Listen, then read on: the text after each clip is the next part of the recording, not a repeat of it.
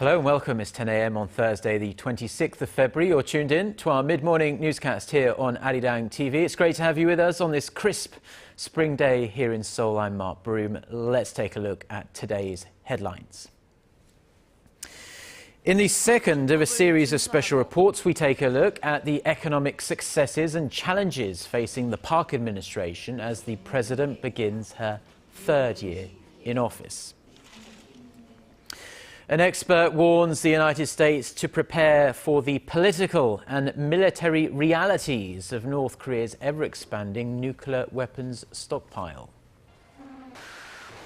Plus, 3 men from New York are arrested on charges of attempting to provide material support to Islamic State militants.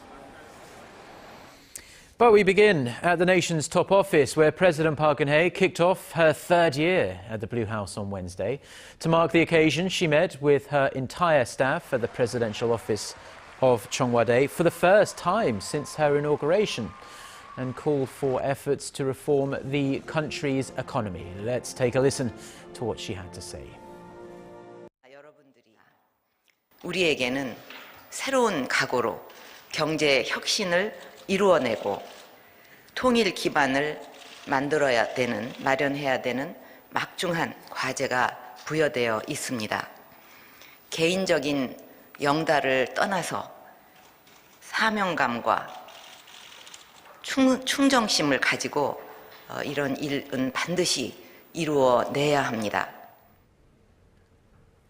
Now, as a follow-up to that, we have the second of our three-part series looking ahead for President Park's third year in office, and we're going to focus on the economy this time. The government has been trying its best to breathe new life into the economy, but many say deep structural reforms need to be undertaken for those efforts to bear fruit. For more on the administration's economic successes and the challenges that lie ahead, here's our Hwang Ji-hye. In her first 2 years in office, President Park Geun-hye put much emphasis on revitalizing the flagging domestic economy. As a result, Korea managed to keep up with the growth pace of the world economy, while the employment rate reached 65% for the first time last year. The government's strong drive to boost the housing market also led to the number of home transactions to top 1 million in 2014, the largest in 8 years. Despite the improving economic figures, many are not feeling the difference. A recent survey shows that more than 9 out of 10 Koreans say the domestic economy has fallen into a state of depression. It's not surprising, says Shin Min-young from LG Economic Research Institute. The structural problems that the economy is facing, like growing household debt and sluggish corporate investment, make it harder for ordinary people to feel the benefits of government stimulus measures that have a temporary impact on the economy. The government has pledged to carry out structural reforms this year, focusing on the labor, education, financial, and public sectors. It's a welcomed move, but experts say some sectors need more attention. The most important thing to achieve long-term growth is reforming the public sector. To be specific, reforms in the public servants' pension program should take place early this year so that it won't hurt the country's fiscal health. They add that it's also critical to resolve the divide between regular and non-regular workers in order to increase flexibility in the labor market. And to push through such structural reforms this year, experts say that the government should ensure the related parties have a full understanding of their importance. Hwang Ji-hye, Arirang News. President Park's anniversary of her inauguration also coincided with this month's Culture Day, and she took the opportunity to emphasize her creative economy initiative at a cultural creativity center that recently opened in Seoul. The president talked about developing creative contents that can appeal to foreign tourists to help spur the domestic tourism industry. President Park also asked artistic producers and investors to make use of Korea's traditional and historical stories to better attract global audiences. She also stressed the need to better promote cultural contents to local audiences as well to boost spending and investment. The National Assembly on Wednesday kicked off a three-day questioning session on government affairs. Fielding his first round of parliamentary questioning as Prime Minister, Lee Wan-gu was on hand to make his Assembly debut. Park Ji-won reports. Prime Minister Lee Wan-gu, who was confirmed to take the nation's second highest position just last week, made his debut at a parliamentary government questioning session on Wednesday. Putting the utmost priority on reviving the economy, I will focus on government reforms on diverse sectors. I will respect and cooperate with the Assembly, which represents the will of the people.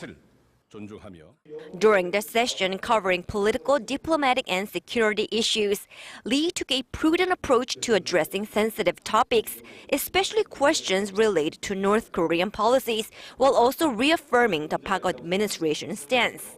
Experts say the 65-year-old former politician, still reeling from his tough confirmation hearing, will probably continue with this low-key approach as he tries to communicate the president's goals. As a former floor leader of the ruling camp, he's likely to show more respect to parties at the Assembly, which could benefit President Park Geun-hye's image and give her more leeway in state affairs. Former Prime Minister Chung Hon-won failed to play the role of messenger and communicator for the administration. 7 government ministers, including those dealing with foreign unification, justice, and defense affairs, were also present at the session, taking questions posed by a dozen lawmakers from the ruling and main opposition parties. They touched on a range of issues, from a constitutional revision and potential missile defense plans to proposals to reform the pension system. Sessions scheduled for Thursday and Friday will focus on economic, social, and cultural affairs. Park Ji-won, Arirang News. Now, as a follow-up to Ji-won's report on the Prime Minister's questioning, Lee Wan-gu was also called on activist groups to refrain from conspicuous displays when sending anti-Pyongyang leaflets across the border. While supporting the group's right to freedom of expression, he said it was not proper to make open displays as if to show off when sending over balloons filled with things like leaflets, USB drives and dollar bills. Residents of towns near the border worry these campaigns put them in danger as North Korea has threatened to shoot at the balloons. Prime Minister Lee says the government will take the issue seriously. A US expert says North Korea's nuclear and missile threat is a lethal danger that continues to grow unconstrained. Van Jackson, a visiting fellow at the Center for a New American Society, says the size of Pyongyang's nuclear arsenal is unclear, but the regime is moving in the direction of establishing a, quote, survivable nuclear capacity. He said nothing in US policy today suggests North Korea's nuclear progress will be halted, and added while a diplomatic solution might still be possible, Washington and its allies must be prepared for the political, military realities that follow. Jackson served as an advisor for the Asia-Pacific strategy at the Office of the Secretary of Defense until last year. Japanese Prime Minister Shinzo Abe has begun preparations for a key statement he will release this summer to mark the 70th anniversary of Japan's surrender in World War II. In his first advisory panel meeting with experts on Wednesday, Abe requested views be gathered on issues regarding Japan's post-war contribution to the global community and lessons to be learned from its history. Now, attention is on whether Abe's statement will uphold Japan's remorse for its wartime atrocities, in line with the general position of his predecessors. In an interview with Japan's public broadcaster NHK on Wednesday, former Prime Minister Tomiichi Murayama said that key words should not be changed or removed. Other Japanese politicians are also demanding previous statements be inherited as a whole, saying repentance for Japan's historical wrongdoings is the key point of the statements. that a team of South Korea... Get connected to Korea and the world.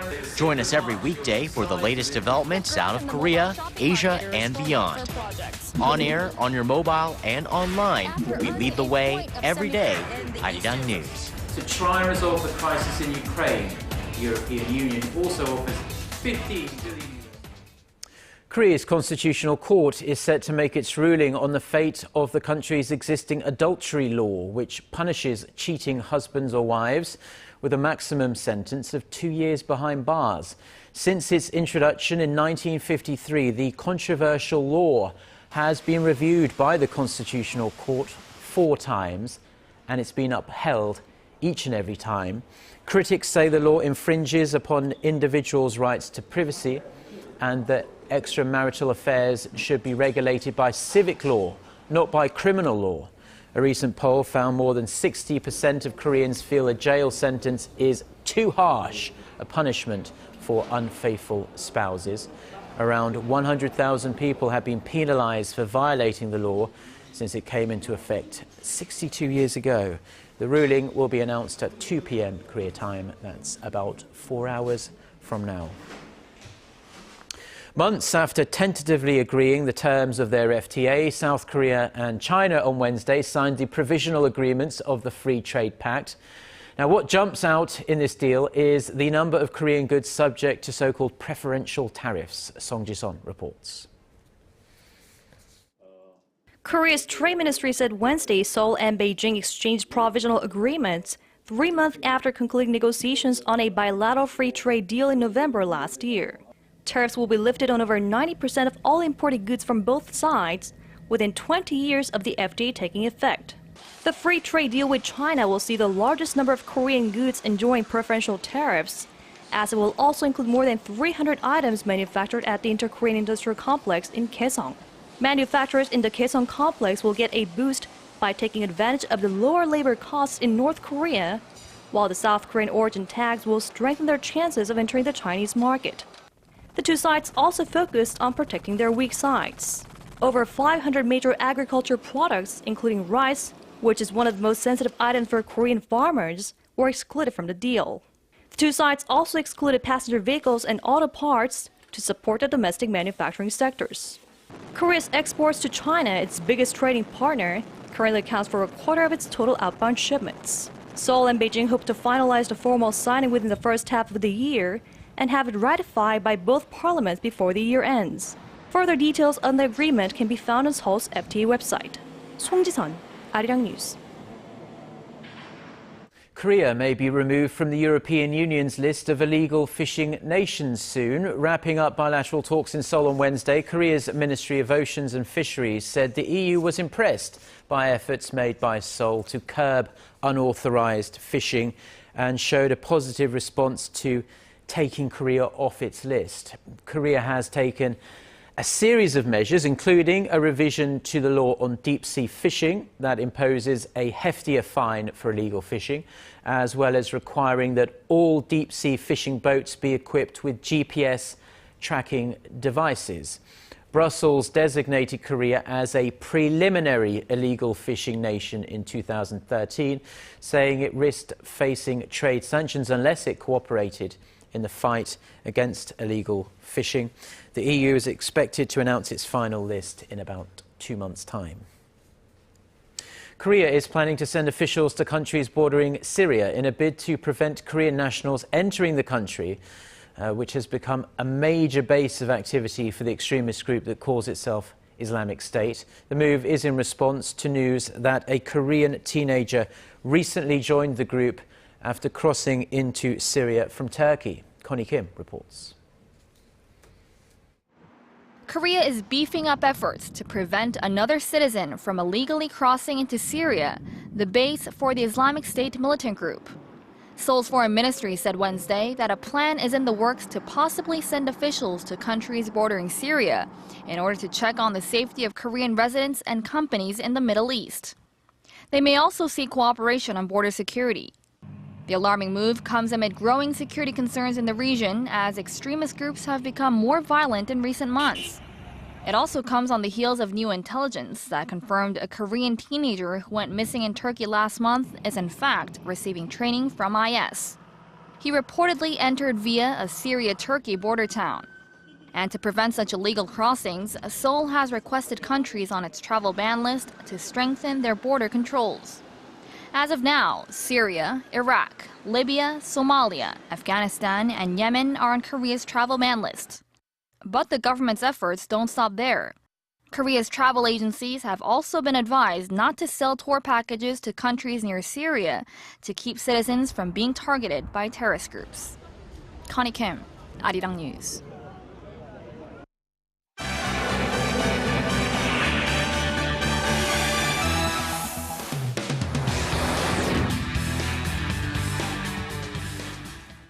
Fresh terror arrests, overnight, this time in New York City. Authorities there say 3 suspects were attempting to join the Islamic State group and support its work, if not in Syria or Iraq, then in the US. For the latest on these arrests, we go to Eunice Kim at the News Center. So, Eunice, we understand that all 3 suspects have already had their first day in court. That's right, Mark. All 3 men are residents of Brooklyn and appear to have been in touch with one another. 2 of them had plans to head to Turkey, and the 3rd is accused of helping fund and connect his peers to the IS group. Now, the 2 suspects had their first day in court in New York just hours ago, while the money man, the 3rd man, faced a judge in Florida where he was arrested.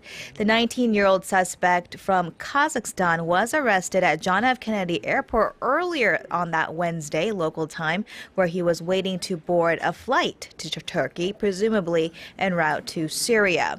Federal agents flagged the group when they found posts made by a 24-year-old suspect on an Uzbek language website expressing his desire to join the IS group and his willingness to assassinate the U.S. leader.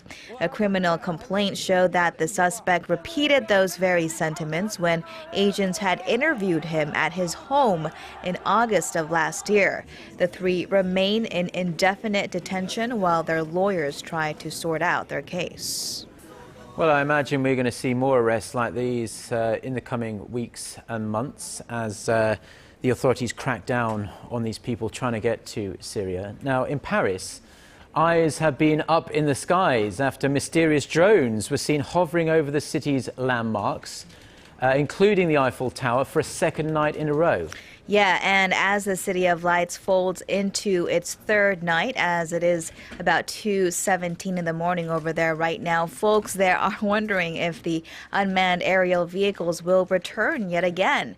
Now, AFP is reporting at least 5 sightings were reported between late Tuesday night and early Wednesday morning, local time, including the Bastille and the French National Assembly building, leaving many people to wonder who exactly is behind the controls of the unmanned aerial vehicles. Parisian authorities are still trying to identify the operators as well. This as the country, you remember, is still reeling from the twin terror attacks of last month at the Charlie Hebdo offices and at a Jewish supermarket. A drone was also spotted flying above the U.S. Embassy in Paris earlier, and CNN is reporting that the U.S. Secret Service is in touch with French authorities on the matter. By the way, flying a drone without a license is banned in France, backed by a maximum 1-year prison sentence and an $85,000 fine. Separately, authorities did arrest 3 Al Jazeera journalists after they were found flying one such drone over a Paris park. Prosecutors are not tying this to the landmark sightings. Al Jazeera tweeted its journalists were working on a report on those very mysterious drones. Yeah, it's a very interesting story, and those drones are freely available in most countries now and not that expensive, so you might see more cases of this in the future. Well, thank you, Eunice, and we'll see you back at noon. Yep, see you then.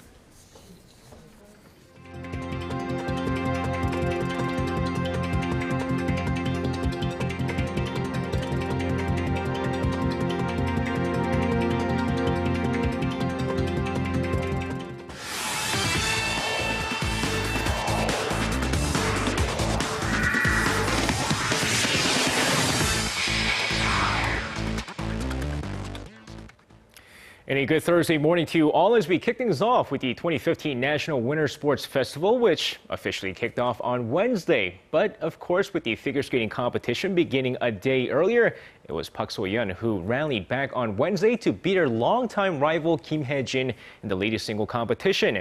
Now, with the two 17-year-olds competing in the high school group, Park Geun-hye bounces back from a disappointing short program to score a 106.78 in the free skating program to rally back to win with an overall score of 156.68 points. Now, despite having the lead after the first day, Kim Hae-jin would struggle a bit on the second day, but would finish in second place with a final score of 144.80. Now, many experts are calling this season in the LPGA the season of the rookies, with a number of super rookies joining the tour. And starting today, another one of those super rookies will make her season debut. With the 2015 Honda LPGA Thailand kicking off today, the 20-year-old Kim Hyo-joo makes her highly anticipated season debut in the tour, adding to the list of top rookies already in the LPGA. Now, Kim, who's already made a name for herself in the LPGA last year with a huge win during the 2014 ARIRANG Championship, hopes to join Kim Se-young as the second rookie to win a title this season. Now, Korean national football team head coach Uli Stilicke has been the talk of the nation thanks to his recent success during the 2015 Asian Cup in Australia. But apparently, he was recently sought after by another nation despite the fact that, well, he's coaching Korea. Now, according to reports coming out on Wednesday, the Egyptian Football Association had Uli Stilicke as one of the finalists in the quest to find a new head coach and actually asked him if he'd be interested, despite the fact that he had just signed a contract with Korea. But the 61-year-old simply stated that he loves Korea and plans to stay. Now, although details on the offer remain a mystery, many say that the contract offered to him would have been higher than what he initially signed with the KFA. Now, only if former Kia Tigers ace Yoon Sung-min was as highly sought after as Uli Stilicke, right? Because after being denied an invite to the Baltimore Orioles spring camp, he's been training on his own after initially refusing to join the minor league camp. Well, that's all going to change now. Now, with this minor league team assuming he's not interested in joining their camp, he was left off their roster as well, until Yoon Sung-min decided last minute that he will join their camp come March 7th. And with the minor league camp members being allowed to play during the spring training exhibition games with the Orioles, this just might be his very last shot at making the team. And that's going to wrap it up for me. This has been SJ. Have a great rest of the day and see you guys again for your sports needs.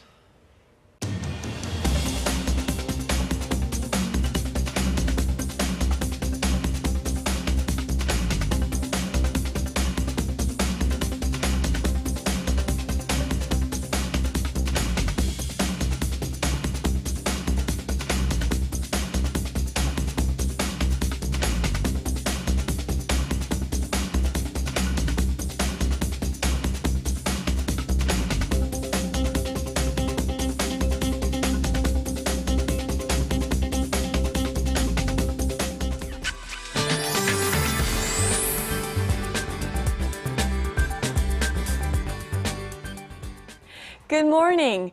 Overnight rain in the central regions made a much cleaner air, and mostly to partly sunny skies will be featured throughout the day today. But yesterday's rain brought down the readings quite a bit, unlike spring-like temperatures we had yesterday with a high of 12.5 degrees Celsius here in Seoul.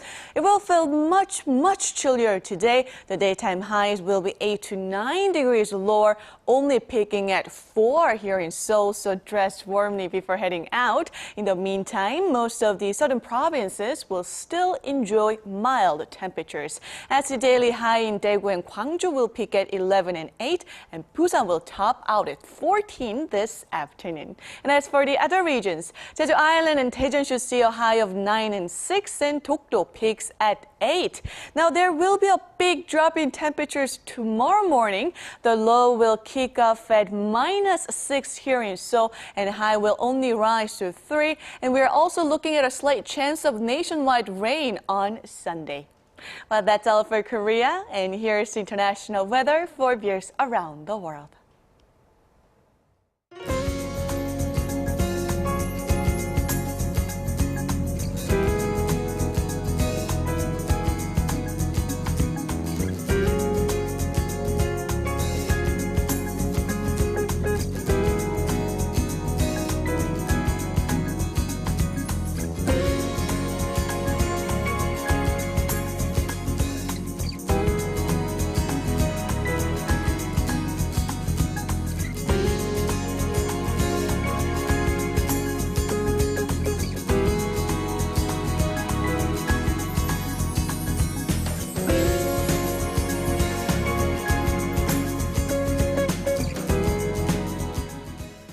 that's all we have for now news-wise. There are plenty more stories online worth checking out, and we'll be back again at noon Korea time with our next newscast. Until then, goodbye.